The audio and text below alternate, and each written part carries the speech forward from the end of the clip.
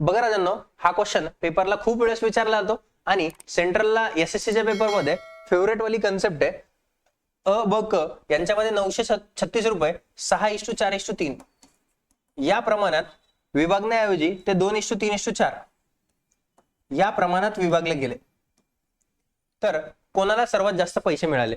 पहिले तर 6 4 10 3 किती रे? 13. नंतर 4 3 7 2 किती? 9. पहिले ही किंमत टोटल मॅच पाहिजे, कारण की सेम अमाऊंट डिस्ट्रीब्यूट करतोय. मग याला कितीने गुणणार तुम्ही? याला गुणणार मी 9 नी आणि याला गुणणार मी 13 नी.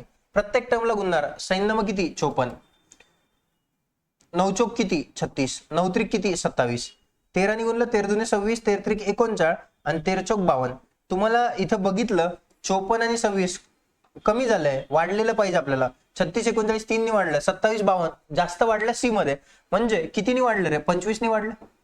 27 दुने 54 होता आणि 52 त्याच्यापेक्षा 2 नी कमी आहे, म्हणजे 25 रेशोची किंमत काढायची.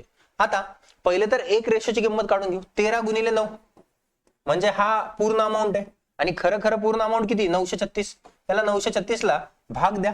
पहिले 13 ने भाग देऊ. 13 1 13, 13 7 91, 2 उरले. 13 2 26, 9 1 9, 9 8 72. एक रेशोची किंमत किती भेटली? 8. तर 25 रेशो किती? 25 गुणिले 8. 25 8 किती होतं रे? 200.